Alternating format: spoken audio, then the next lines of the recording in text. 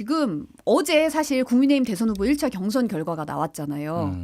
김문수, 안철수, 한동훈, 홍준표, 가나다 순입니다. 4명으로 압축됐습니다. 예상과 이제 좀 많은 패널분들한테 물어봤을 때 사위라고 표현하긴 그렇지만 네 번째가 누가 될 것이냐 했을 때 나경원 후보가 될 거다, 안철수 후보가 될 거다 약간 의견이 갈리긴 했는데 네. 나경원 후보의 탈락 어떻게 보십니까? 그러니까 뭐 저도 그랬고요. 나경원 후보가 올라갈 가능성이 높다라고 본 분이 한 80% 정도 되는 것 같아요. 보면 뭐 진보 보수 뭐 이런 거 따지지 않고 이제 그 이유를 한 두 가지 정도 봤는데 하나는 이게 100% 여론조사라고 하더라도 역선택 방지 조항이 있으면은 당원이나 국민의힘 지지자들이 더 적극적으로 응답할 것이다. 그러면은 나경원 후보가 좀 더 유리할 것이다 본 거고 또 하나는 나경원 후보가 역대 이런 류의 좀 이제 어느 정도 네임드가 된 다음에 완전 옛날까지 제가 다 찾아보지 못했는데 3등 밖으로 나가본 적이 없어요. 그러네요. 예. 당대표 선거에 무슨 뭐 여러 가지 있었잖아요. 그러니까 나가본 적이 없거든요. 서울시장 뭐 예전에 경선도 그러고.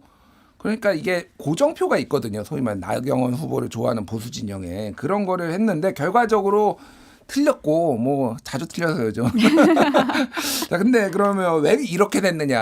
한 4가지 정도 이유를 좀 뭐 이제 사후적인 분석인데 네. 첫 번째는 이제 소위 말하는 지지층 역계몽이 있었던 것 같아요. 역계몽. 예, 예. 계몽이 역으로 됐다. 예, 그러니까 윤석열한테 계몽됐던 사람들이 다시 이제 현타가 온 거죠. 현실 자각 타임이. 그러니까 이게 그 탄핵을 반대했던 여론이 여론조사별로 다르지만 35에서 40 정도 나왔거든요. 이렇게. 그런데 헌법재판소 결정이 탄핵이 잘못됐다, 잘 된 거다라고 하면은 잘못됐다가 한 20% 초반대예요. 그러면은 이 격차가 거의 한 15에서 뭐 18 정도까지 나는 거잖아요. 네.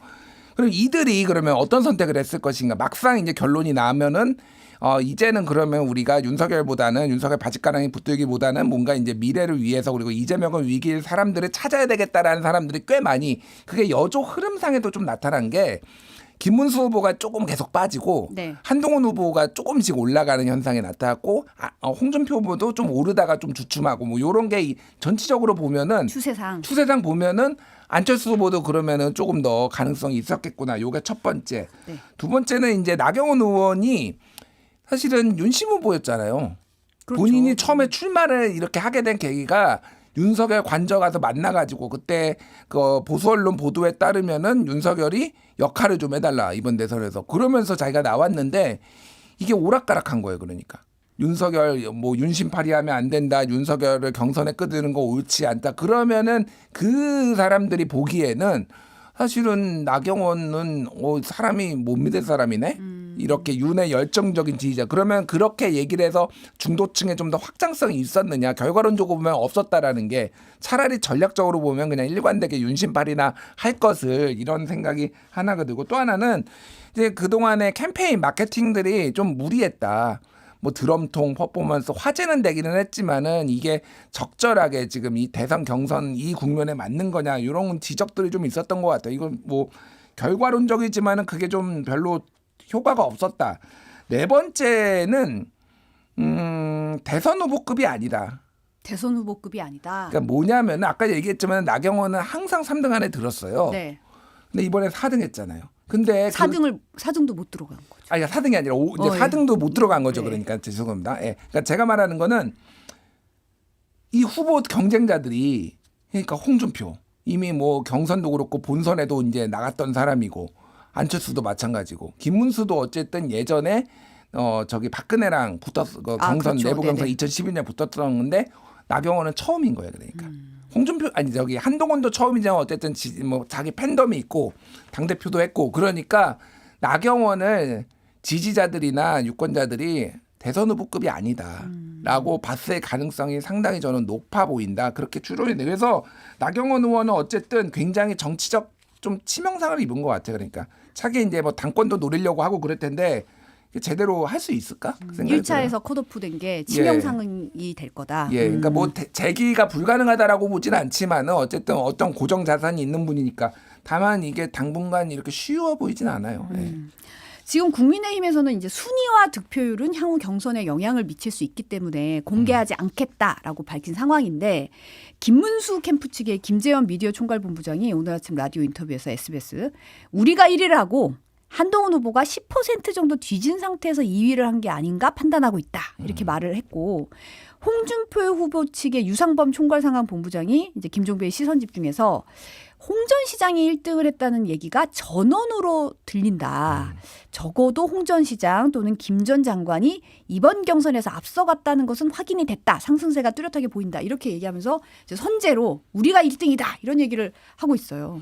이게 그래서 국힘 쪽에 지금 이 캠프 쪽이나 얘기를 해보면은 수치를 자기들도 못 들었대요. 참관인들도. 그러니까 이 수치는 그러니까 여론조사 기관이 3개였거든요. 네. 그러니까 각각 조사해서 보고서가 왔을 거 아니에요. 그거를 취합해가지고 진짜 당대표랑 뭐 황우여선 뭐 이제 권영세, 권성동 몇몇만 이거를 봤다라는 거예요. 그러니까 그래서 이분들이 얘기하는 거는 다 희망이거나 구라다. 네, 그러니까 이 정도의 언론 플레이는 저희가 또 용인을 해줘야죠. 그러니까 각자 지금 희망으로 돌리고 있다. 뭐 이렇게 그리고 안철수 캠프 쪽에서도 우리가 2, 3등한 것 같다. 이런 얘기도 하더라고요. 안 그래도 한동훈 캠프 쪽에서는 각자 자기들이 다 1등했다 우기더라.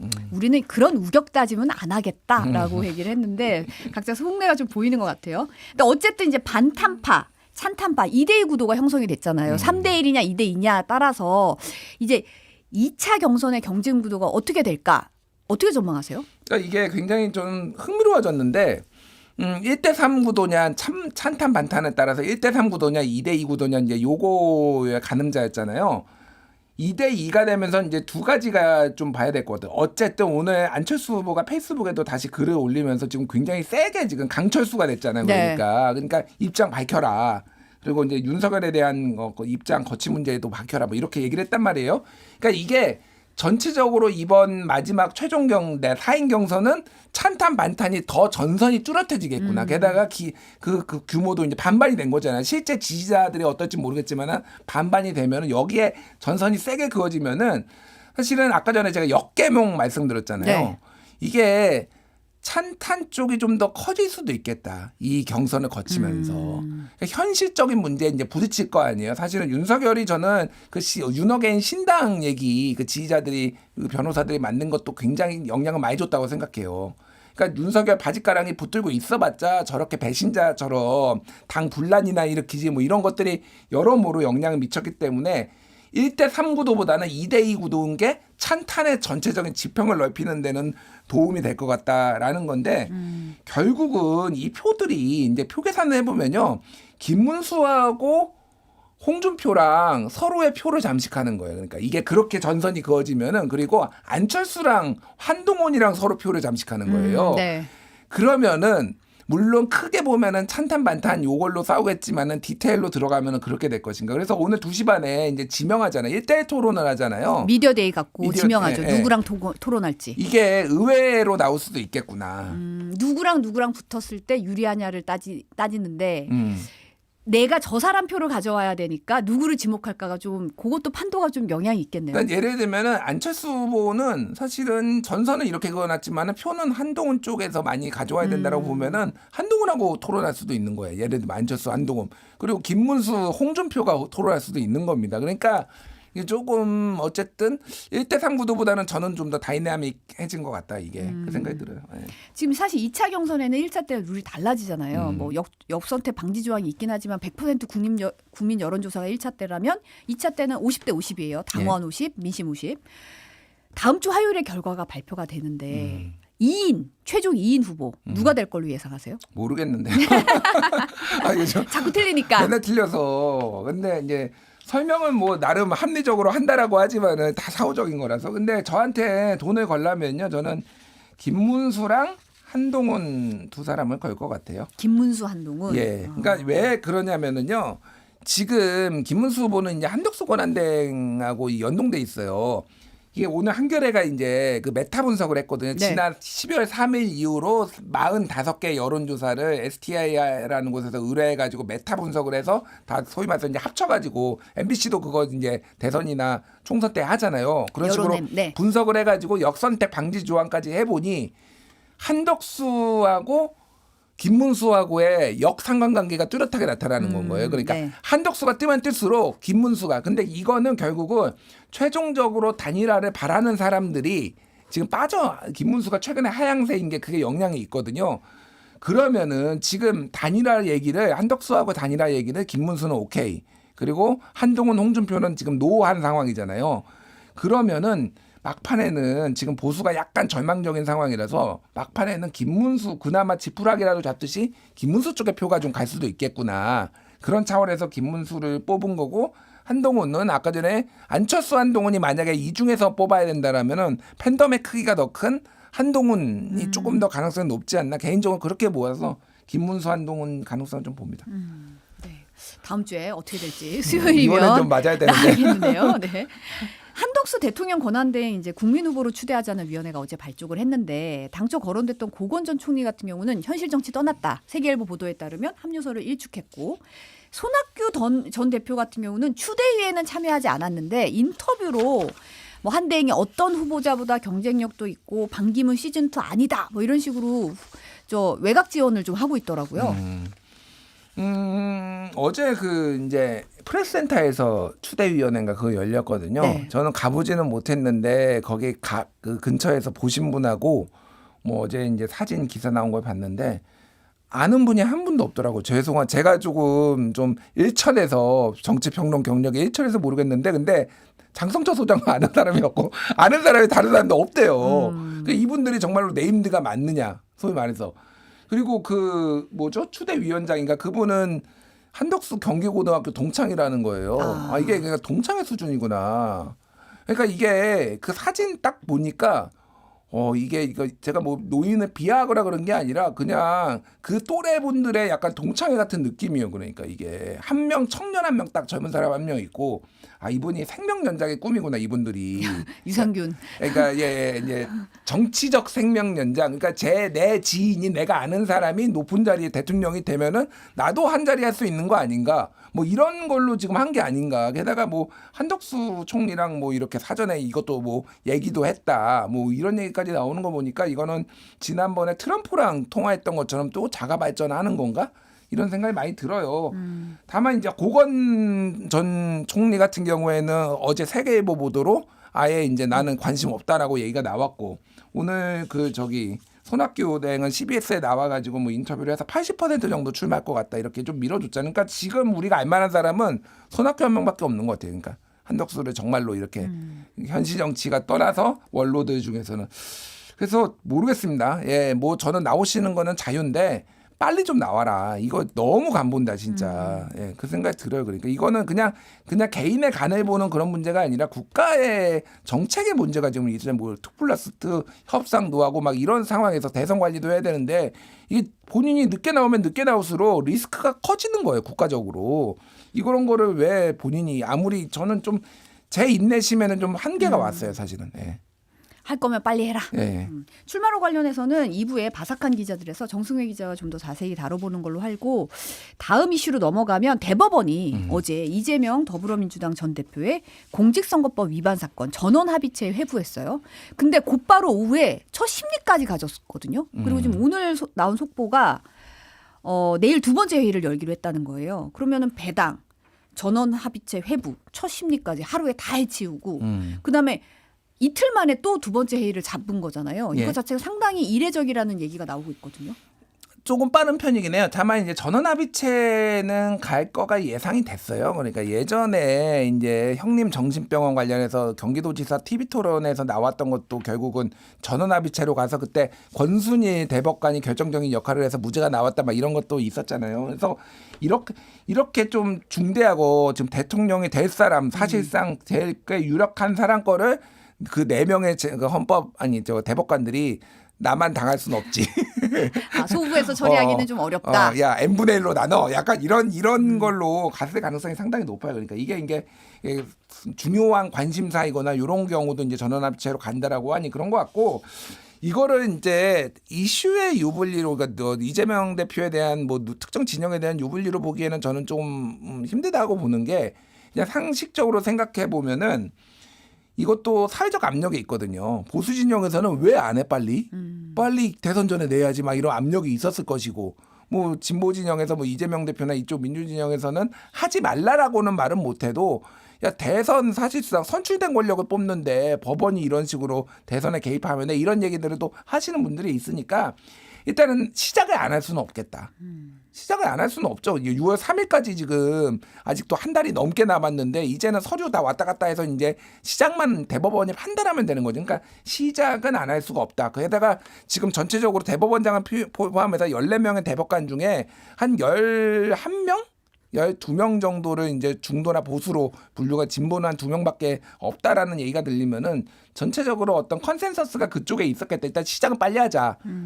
이렇게 된 것 같고 요게 그러면은 예를 들면 대법원이 이제 두 가지 경우잖아요. 무죄를 확정하거나 아니면은 파기 환송하거나 파기 재판은 이게 법조인들한테 물어보니까 불가능하다라고 그러고. 어제 김종혁 최고 같은 경우에는 전 최고 같은 경우는 파기 재판 얘기도 하더라고요. 그러니까 자 파기 재판은 뭐 아시겠지만은 스스로 대법원이 판단을 해가지고 고법으로 돌려보내지 않고 너는 유죄, 너는 무죄 이렇게 하는 거잖아요. 근데 파기니까 반대로 나와야 되잖아요. 무죄가 아니라 유죄가 나와야 되잖아요. 그렇죠. 네. 문제는 여기는 법률심이기 때문에 실질심이 아니라 형량을 대법원에서는 결정을 못해요. 그러니까 파기 재판이 되려면요. 예를 들면은 2심에서 유죄가 나왔는데 3심에서 파기 무죄.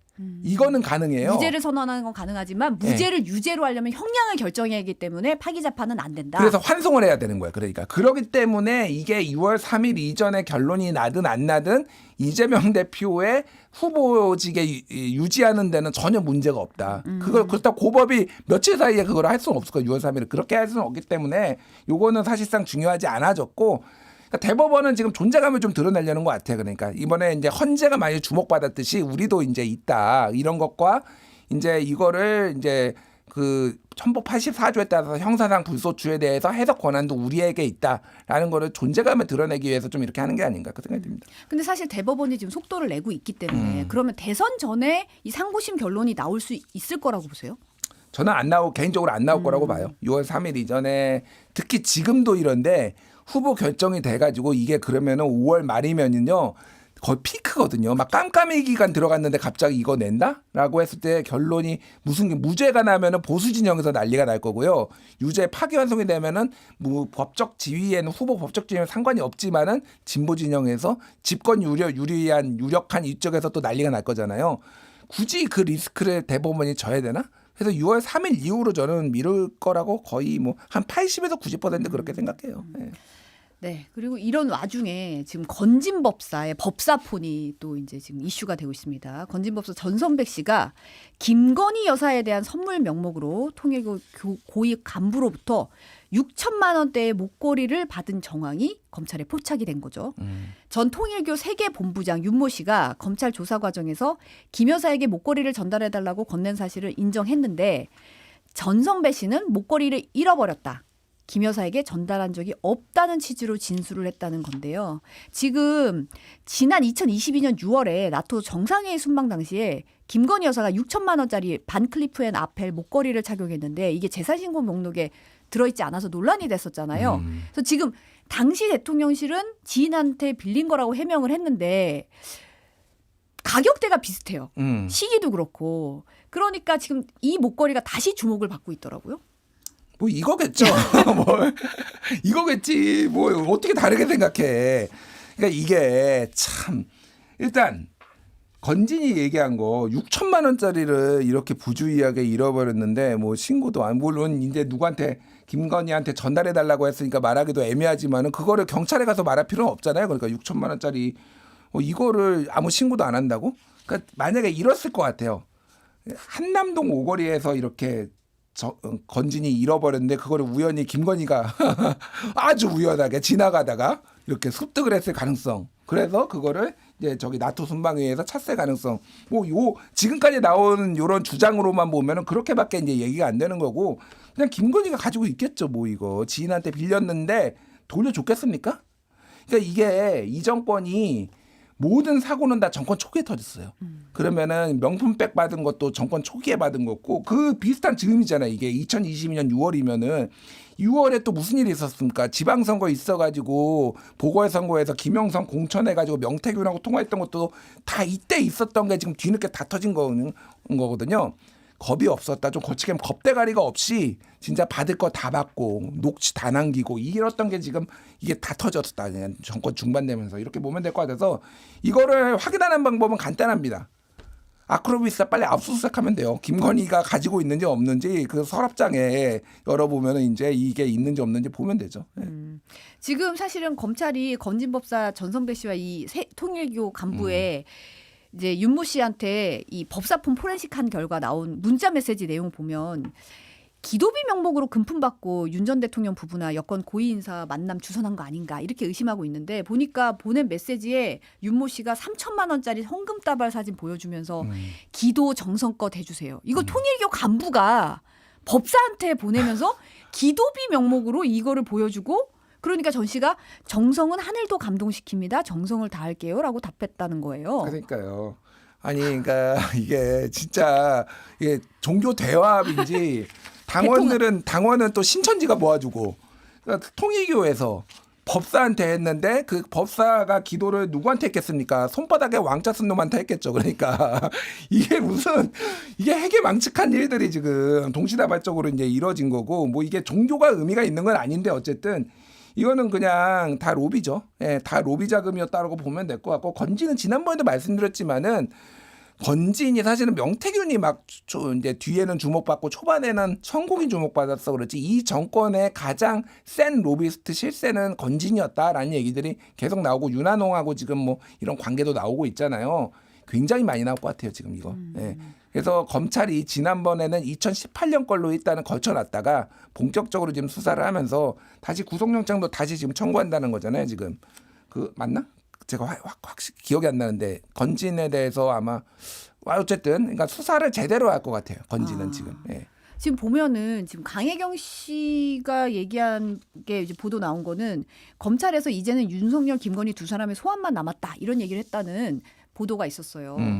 어떻게 보세요? 지금 보니까 건진도 있고 명태균 씨도 있고 지금 여러 이제 다 이제는 전직 대통령이니까 윤 전 대통령이 뭔가 소환을 할 수 있는 지금 상황은 마련이 돼 있잖아요. 왜 아직도 소환을 안 하죠? 예, 윤석열이 재판정에서 내가 26년 검찰했는데 공소장 이런 식으로 쓰지 않는다 뭐 이렇게 하면서 검찰을 막 모독하고 난삽하다. 예, 난삽하다 이렇게 하고 근데 그 같이 일했던 분들 김용남 의원도 그 얘기를 하는데 공소장 진짜 못 썼대 윤석열은 잡아들이는 것만 하고 공소장 쓰는 거는 다른 검사들이 다 했다. 되게 못 썼다. 문장이 아주 거칠었다 뭐 이런 얘기를 하는데 뭐가 됐든 검찰이 좀 정신 차려야 돼요. 제가 보기에는 이래가지고 어디 검찰 조직 유지하겠습니까 지금. 예. 본인이 왜 검찰인지를 보여줘야죠. 예.